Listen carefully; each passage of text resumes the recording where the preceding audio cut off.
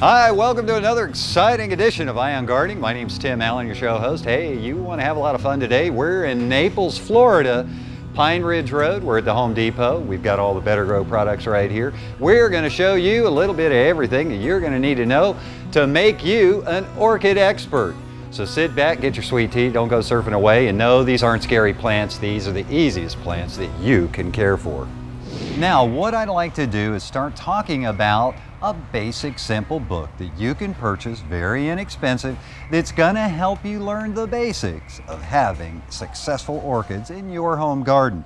Now, this is Growing Orchids is Fun from Better Grow, which, by the way, Better Grow is endorsed by the American Orchid Society, so we're talking a highly esteemed company here. Let's flip to the very first page, and oh, before I forget, it's in Spanish, English, Spanish, so no excuses here, kids. Everybody can enjoy orchids. Now, over here, your first orchid. Very basic steps. You're going to want to pick a healthy orchid. Stay away from discounted orchids, okay? You want to be healthy from the get-go at the very beginning. You're also going to want to pick colors that you want to accentuate in the area of the home that you like. Then it's going to talk about watering and light, where you're going to want to place it in your home. Then there's a simple question and answer period.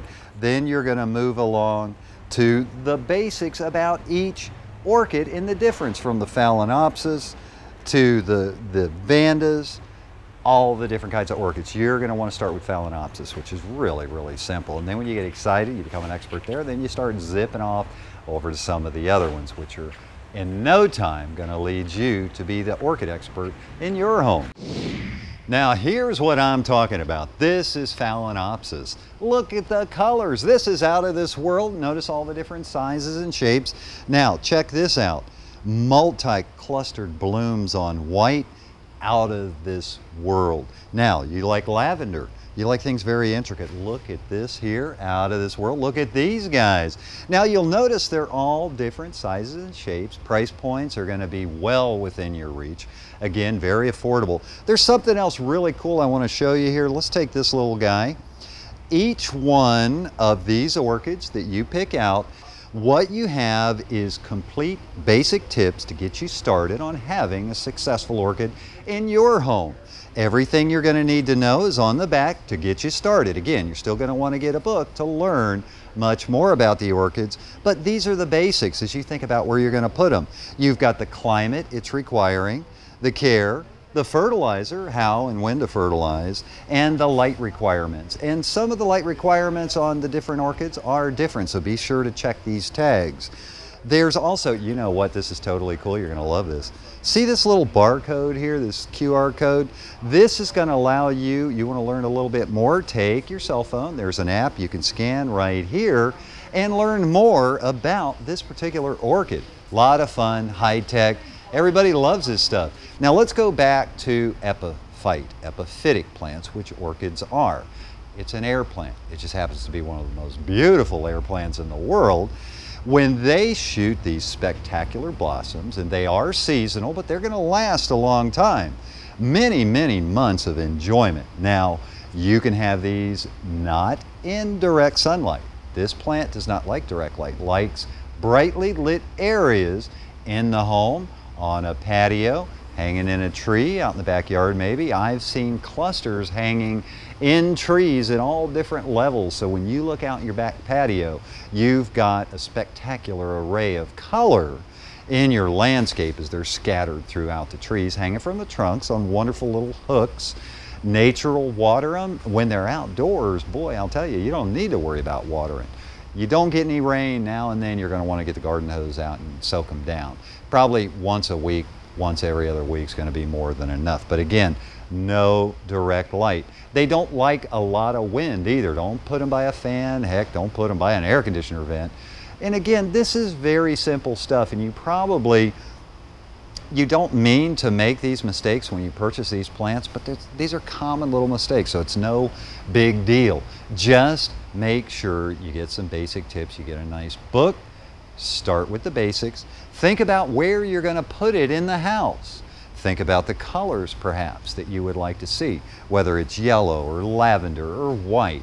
This is your choice. You can cluster these together on a bookcase, on a kitchen windowsill. Again, no direct light, no air conditioning and fans, blowing directly on them. Not the way to go.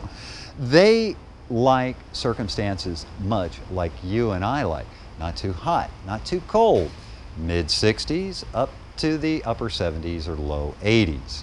So very much like you care for yourself indoors is the way you're going to care for these particular plants. Super easy to care for. So I don't want people to be afraid of these plants. I think there's been too much hodgepodge out there. I've heard so many people say, I can't do it. I kill orchids. That really upsets me. You've been watching Eye on Gardening for a while. You know I really get involved with my viewers. I want them to enjoy everything in the garden. I don't want them to shy away from a plant because they think that it's something that they can't do. You can do it. Along with Eye on Gardening, with Better Grow, you get quality products, you get some basic information. Become an orchid hobbyist.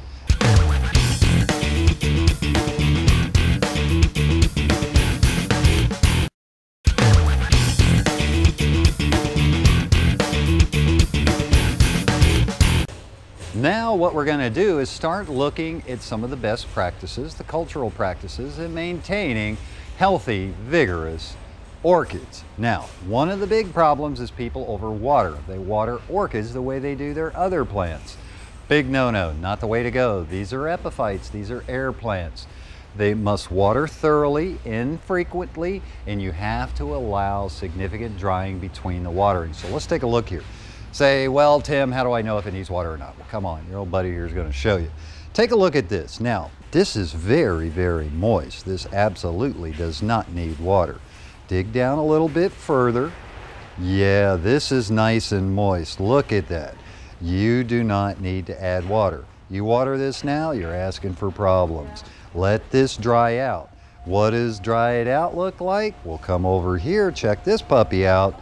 Same sphagnum moss. Phalaenopsis as well, clay pot, but look how much lighter it is when it's not wet. When it's wet, it's much darker. Look here, nice and dry, but we're going to take it a step further. Come on down. Let's get down to where the root area is. There you go. Now there's a little more moisture, but I'll tell you what, in a few days, you're probably going to want to get some water on here. How do I water it, Tim? Well, you came to the right guy to answer that question. What you can do is thoroughly drench with a watering can. Take and drench around the medium that you're using in your pot. Soak it thoroughly. Now, it's probably going to be at least a week before you're going to need water again. But do what I'm doing here. Check it. It may look dry at the top, but down here, go about halfway down, check that soil medium out, and you'll see it's still wet. So wait a little bit longer. Again, you're going to want airflow, air movement around the root profile. Now let's take a look at this bark here. Let me go ahead and pop this rascal out and show you what's up. Now, you'll notice there's some moss mixed in with charcoal, vermiculite, bark. Notice at the bottom, they also have a layer. At the bottom, it could be cracked clay, it could be large pieces of bark, it could be large rocks. Also make sure any planting containers all have open holes at the bottom. You have wet feet on an orchid, you're gonna have a major problem. You're gonna have an unhappy orchid and you're gonna think, oh my God, something I did, I killed it. Well, you didn't mean to, but you didn't have the basics in understanding water flow, drying out between watering. So make sure all of your pots and containers have holes the water flushes straight through. Now, let me go ahead and take this guy out here and show you a little bit closer. As you can see, this one has foam chunks at the bottom. Now, what that does is create an elevated area for water to drain away from the root tissue. Simple styrofoam. You can also use a styrofoam popcorn from shipping packages. Put that in the bottom. Again, you can put little egg rocks, things of that. Not real small ones. You want to put big ones in there. You want to create an environment at the bottom so water passes by the roots, comes down, and drains thoroughly away from the root tissue. Now, this is probably the most common mistake that people make with orchids. is they water them just like they would any of their other potted plants, and that's where you're going to have issues. Now, another thing I'd like to look at with orchids is with the beautiful flowers, they're going to be a little heavy. You're going to want to support them with a little bamboo stake. Now, all the supplies are here from Better Grow. You'll be able, I'll show you that in just a little bit. You'll be able to see there's little clips. This is pretty cool. Check this out. You've got your bamboo in place. You take the flower stem, put the clip around it, holds it up nice and firm. You don't need to worry about this tipping over or having any other issues. If you wanted to hang this, there are hooks that you can hang these from a tree. You can hang it on your patio. There are so many different options. We're going to show you all of the different things that you can use to display your orchids, from containers to hangers, clips, and so forth. Now, here's another option. Let's take a look at this Cattleya. Very simple packaging. Now, this is ready to go. It's ready to take to your house. You pick the pot you like. If you want it in a hanging basket, you get the supplies necessary, the orchid mixes, and start from scratch. You got your book, you're learning about orchids, you're taking some baby steps, and you're on your way to being an expert. This is a good place to start. Then you come down here, here's another variety. There's a Vanda. Look, we have a Cattleya here, a little bit larger. Now they're all different price ranges, so you don't need to be afraid of pricing here. There's something for everybody, and quite affordable. These, however, are gonna have to get put in a potted medium, the orchid mix from Better Grow, and you get to pick the pots. Now the other stuff's already in a pot. This way you start fresh, you pick the pot, you create the look that you want, and there are plenty different varieties, shapes, and colors of orchids that'll meet your needs for your home garden.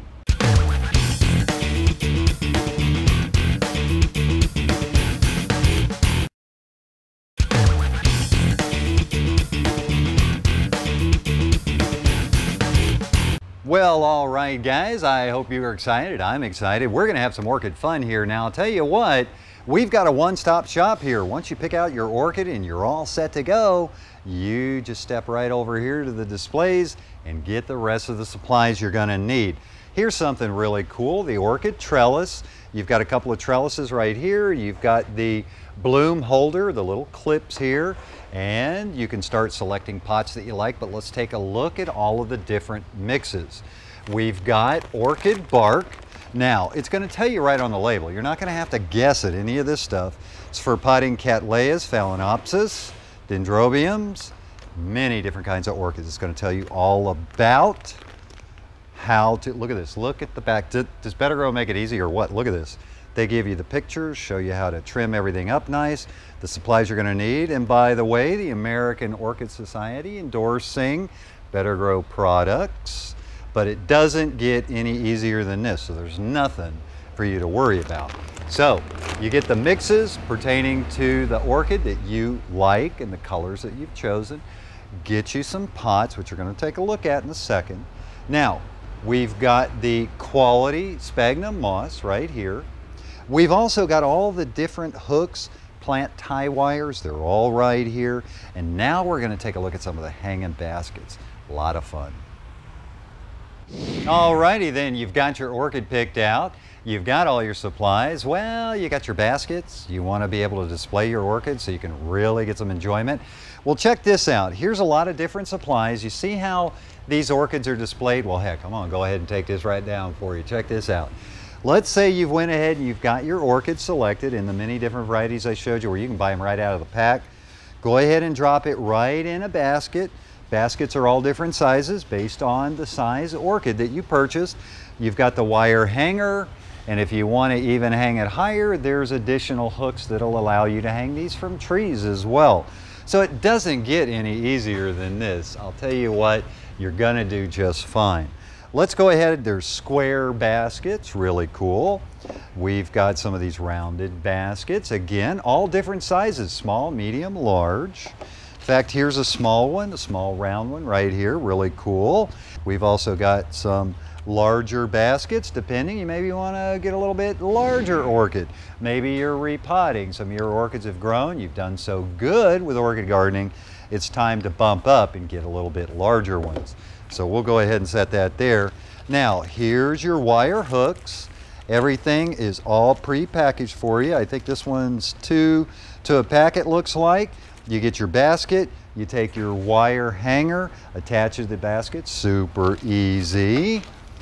Then we've got the plant wire, very simple, so that you can tie your orchid bloom up so it's not drooping or hanging.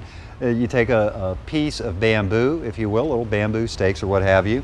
Many of these other different stakes, all the different supplies you need to hold your orchids up. You can use clips as well, which you saw on the trellis, came with clips. Now, if you've selected an orchid in a clay pot, or you've purchased a raw orchid right in the package, but you want to have it in a clay pot, Better Grow's got a wonderful array of items like this right here. This is a hanger with a clip specifically for the clay pots. You don't use the wire. The wire's for the wood baskets. You want these clips on a hanger to suspend your orchids that are in clay pots. Now, for the piece of resistance, this is what everybody's waiting for. You want blossoms, you want awesome orchids. We're going to take a look at the fertilizer so that you have a spectacular blossom on all of your orchids. Now it's time to ensure that you have awesome blossoms and healthy, vigorous orchids. Now, Better Grow has formulated an outstanding Orchid Plus. Now, by the way, endorsed by the American Orchid Society and formulated by orchid specialists. Don't be running around getting all these different kinds of products. You really need to stick with a solid 50-year-old brand of experts if you want to have phenomenal results.